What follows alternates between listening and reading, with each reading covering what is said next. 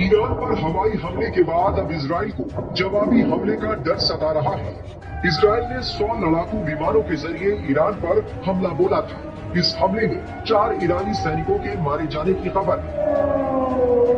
इस आक्रमण के बाद ईरान ने भी तेवर दिखा दिए। इजरायली हमले के एक दिन बाद रविवार को ईरान के सर्वोच्च नेता आयतुल्लाह अली खामेनी ने एक्स पर एक पोस्ट में इजराइल को धमकी दी थी। अंग्रेजी और फिर हिब्रू में लिखे गए पोस्ट में खामेनी ने कहा कि ईरान के संबंध में इजराइल गलत अनुमान लगा रहा है। वो ईरान को नहीं जानते। वो अभी भी ईरानी लोगों की शक्ति, पहल और दृढ़ संकल्प को सही ढंग से नहीं समझ पाए। हमें उन्हें ये बातें समझानी होंगी। ईरान के संबंध में ज़ायोनी गलत अनुमान लगा रहे हैं। हमारे अधिकारियों को ये आकलन करना चाहिए और ठीक से समझना चाहिए कि अब दुश्मन को ईरानी लोगों की ताकत दिखाने के लिए क्या किया जाना चाहिए और जो भी इस देश के सर्वोच्चतम हित में हो वो करना चाहिए। यहूदी शासन यानी इजराइल ने गलत कदम उठाया है। हमें उन्हें ईरानी लोगों की ताकत को समझाना होगा। इजराइल के यहूदी देश होने की वजह से ईरान उसे ज़ायनिस्ट शासन कहता है। ईरान और इजराइल के बीच लंबे वक्त से 36 का आंकड़ा रहा है। दोनों देश एक दूसरे के जानी दुश्मन हैं। शनिवार को इजराइल ने ईरान के ऊपर अपना सबसे बड़ा हमला बोला था। ये पहला खुला हमला था जिसमें इजरायली विमानों ने हिस्सा लिया। इजराइल ने हमले के लिए 100 से ज्यादा लड़ाकू विमानों का इस्तेमाल किया था। इजराइल ने कहा कि उसने ईरान की मिसाइल सुविधाओं और सैन्य ठिकानों को निशाना बनाया। इजरायली मीडिया रिपोर्ट में कहा गया कि वायुसेना ने ईरान के परमाणु स्थलों पर हमला नहीं किया।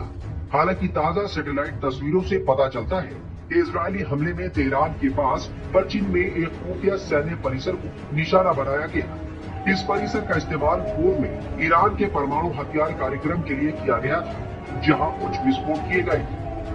दरअसल ईरान और इजराइल के बीच तनाव हिजबुल्लाह चीफ हसन नसरुल्लाह के इजरायली हमले में मारे जाने के बाद बढ़ा। ईरान ने नसरुल्लाह की मौत का बदला लेने के लिए 1 अक्टूबर को इजराइल पर करीब 200 बैलिस्टिक मिसाइलों से बड़ा हमला बोल दिया था। अब देखना होगा कि ईरान इजराइल से किस रूप में और कब बदला लेता है।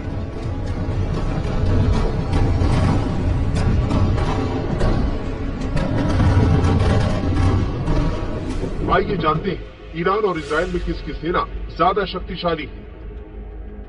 2023 के ग्लोबल फायर पावर इंडेक्स के मुताबिक 145 देशों की सूची में इजराइल का स्थान 18वां है, जबकि ईरान एक पायदान ऊपर यानी 17वें स्थान पर काबिज है।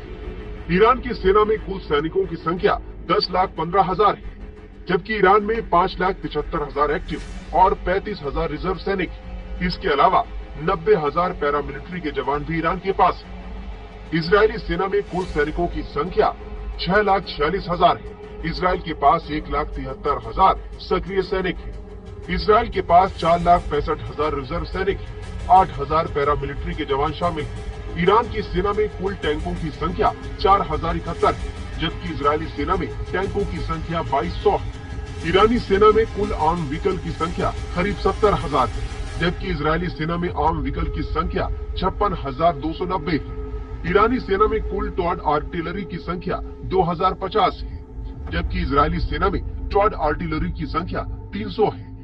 इजरायली नौसेना में कुल कर्मियों की संख्या 20,000 है, जबकि ईरानी नौसेना में कुल कर्मियों की संख्या 20,000 है। इजरायली नौसेना में कुल जहाजों की संख्या 67 है। ईरानी नौसेना में कुल जहाजों की संख्या 101 है। इजरायली नौसेना के पास 5 पनडुब्बियां हैं, जबकि ईरानी नौसेना के पास 19। इजरायली वायुसेना में कुल विमानों की संख्या 601 है, जबकि ईरानी वायुसेना के पास 541 विमान है। इजरायली वायुसेना में कुल लड़ाकू विमानों की संख्या 241 है, जबकि ईरानी वायुसेना में कुल लड़ाकू विमानों की संख्या 196 है। इजरायली वायुसेना में कुल हेलीकॉप्टरों की संख्या 126 है, जबकि ईरानी वायुसेना के पास भी 126 हेलीकॉप्टर है। इजरायली वायुसेना में कुल अटैक हेलीकॉप्टरों की संख्या 48 है, जबकि ईरानी वायुसेना में कुल अटैक हेलीकॉप्टरों की संख्या 12 है।